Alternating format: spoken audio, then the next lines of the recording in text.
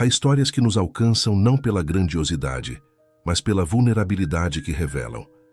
A trajetória de Carlos Torre é exatamente assim. Ele nasceu com um brilho tão forte que transformava qualquer ambiente. Mas pouco a pouco esse mesmo brilho começou a enfraquecer por dentro, mesmo enquanto o mundo ainda esperava grandes conquistas. E talvez você se enxergue um pouco nisso, porque todos nós já carregamos peso demais, já lidamos com expectativas que não escolhemos e já sentimos o medo silencioso de não conseguir acompanhar o ritmo da própria vida. Carlos Torre foi um daqueles raros talentos que surgem quase do nada.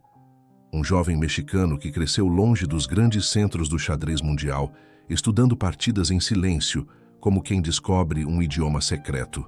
Ele não teve uma infância cercada de mestres, escolas especializadas ou tecnologia. Teve apenas curiosidade, fome de conhecimento e um entusiasmo que parecia inesgotável. E isso cria uma identificação imediata, porque no fundo, sabemos que o desejo de superar limites não depende de onde você começa, mas do que você cultiva por dentro.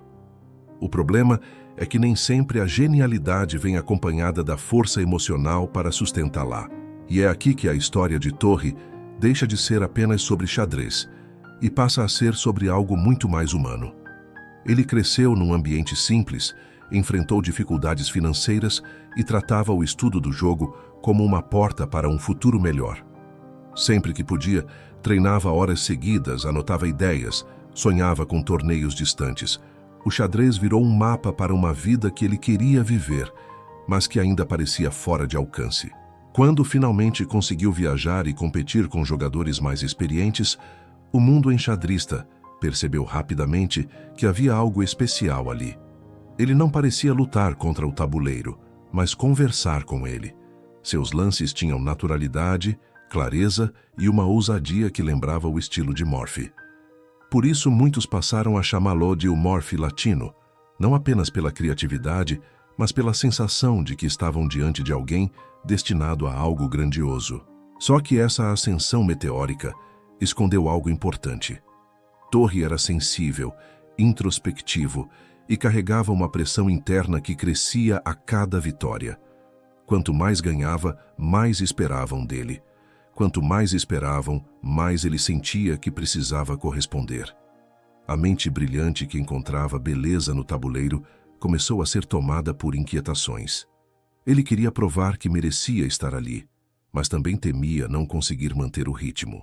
Essa combinação de talento e fragilidade emocional foi se intensificando quando ele viajou para a Europa, onde os torneios eram mais fortes e a vida mais exigente. Ele chegou a enfrentar alguns dos maiores jogadores de sua época e, em vários momentos, mostrou força para estar entre a elite mundial.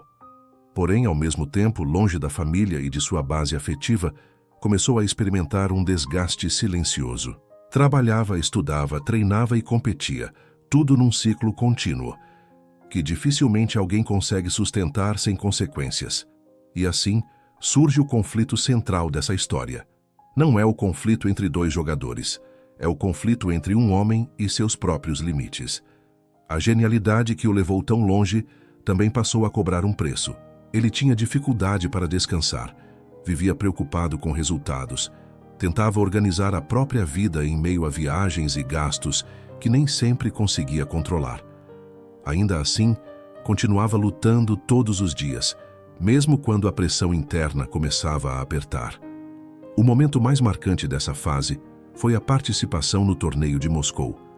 Ali estava um jovem latino enfrentando lendas vivas do xadrez, e não só enfrentando, como também impressionando. Suas partidas chamaram atenção. Seu estilo encantou o público e muitos começaram a acreditar que ele era um candidato real a disputar o título mundial num futuro próximo. Era como se a porta que ele sonhou abrir desde criança estivesse finalmente ao alcance da mão. Mas por trás desse brilho havia algo frágil acontecendo. Torre, apesar do talento, não tinha apoio profissional, não tinha uma equipe, não tinha orientação psicológica nem estrutura para lidar com o desgaste intenso de torneios longos. Era apenas ele contra o mundo. E isso começou a pesar demais. Uma mente brilhante também precisa de cuidado. Uma alma sensível também precisa de descanso. Ele não teve nenhum nem outro. A situação se agravou quando ele começou a perceber que não conseguia mais manter a concentração com a mesma clareza de antes. Pequenos detalhes o afetavam profundamente. Comentários de outros jogadores, expectativas da imprensa, cobranças internas. Tudo isso começou a formar uma tempestade silenciosa dentro dele. O tabuleiro, que antes era um refúgio, tornou-se uma arena de tensão. E isso transformou o brilho em sombra. O problema estava claro. Carlos Torre estava vivendo um ritmo que ninguém aguenta por muito tempo. Ele precisava de suporte, orientação, estrutura e pausa. Precisava respirar. A solução, mesmo que ele não soubesse na época, seria encontrar algum tipo de estabilidade, reconectar-se com suas origens e buscar apoio emocional. Mas quando estamos no meio da tempestade, é difícil enxergar o caminho de volta. A viagem de retorno ao continente americano marcou um ponto de virada decisivo na vida de Carlos Torre. Ele deixou a Europa com a sensação de que estava no limite, carregando na mente uma mistura de cansaço profundo e confusão emocional. Embora tivesse alcançado um nível altíssimo e conquistado respeito internacional, algo dentro dele não acompanhava mais esse ritmo. A sensação era de que seu talento continuava avançando, mas sua estabilidade interna tinha ficado para trás. Ele estava esgotado, mas ainda não conseguia admitir isso. Ao chegar ao México, percebeu que algo havia mudado de forma definitiva. Os amigos próximos notaram comportamentos diferentes, uma inquietação constante, dificuldade de organizar pensamentos e uma sensibilidade ainda mais acentuada do que antes. Seu olhar, antes cheio de curiosidade, agora parecia carregado de dúvidas. Internamente ele tentava entender o que acontecia, mas a mente que antes resolvia problemas complexos com naturalidade, agora se enchia de ruído, como se cada pensamento disputasse espaço com o outro. A família entrou em cena nesse momento. Eles perceberam que Torre precisava de calma e cuidado. Longe das pressões dos torneios, longe da cobrança de resultados e longe da comparação com outros jogadores, ele encontrou um ambiente mais seguro. O problema é que para alguém com um espírito competitivo tão forte, ficar afastado do universo que amava se tornava um dilema emocional. Ele queria voltar, queria mostrar que ainda estava ali, mas também sabia que algo precisava ser ajustado dentro de si. Mesmo assim, nos meses seguintes, tentou retornar ao ritmo de antes. Fez pequenas participações, analisou partidas, deu algumas exibições, mas não era mais o mesmo. A clareza que tinha ao calcular lances agora surgia e desaparecia de um jeito imprevisível. Ele tentava se concentrar, mas a mente o traía em momentos decisivos. Isso criava frustração, porque ele sabia o quanto já tinha sido capaz. Sabia que seu potencial não tinha desaparecido, mas parecia enterrado sob camadas de tensão emocional. A comunidade do xadrez admirava seu talento e muitos acreditavam que ele poderia voltar ao topo se conseguisse descansar e reorganizar a vida. Porém, o período mais crítico de instabilidade emocional fez com que ele perdesse completamente o ritmo competitivo. O que antes era natural para ele se transformou em esforço, e o esforço se transformou em desgaste. O desgaste, por fim, virou desistência. Foi então que uma decisão inesperada mudou para sempre seu destino. Em vez de seguir tentando competir ou lutar contra a própria fragilidade, ele escolheu se afastar do xadrez profissional por completo. Não foi uma decisão tomada de uma hora para outra, mas resultado de uma sensação crescente de que precisava preservar o que ainda restava de equilíbrio interno. Ele precisava se cuidar, precisava se proteger, precisava existir para além do tabuleiro. Esse afastamento marcou o fim de sua carreira competitiva, mas não marcou o fim de sua relação com o xadrez. Mesmo longe dos grandes torneios, Torre continuou estudando o jogo, analisando posições e ensinando a quem o procurava. Ele começou a ajudar jogadores locais, a orientar jovens, a oferecer conselhos. E com o tempo, percebeu que o tabuleiro podia continuar fazendo parte de sua vida, mas de um jeito mais leve. Um jeito que não o consumisse. um jeito que não colocasse sua mente em risco. Os anos passaram e Carlos Torres se tornou uma figura querida no México. Muitos jogadores tradicionais o visitavam, conversavam com ele, pediam conselhos ou simplesmente queriam ouvir histórias de seus tempos na Europa. Ele sempre falava com calma, com um brilho discreto nos olhos, como alguém que viveu algo grandioso e também aprendeu a respeitar os próprios limites. Curiosamente, mesmo sem voltar a competir, sua influência continuou crescendo.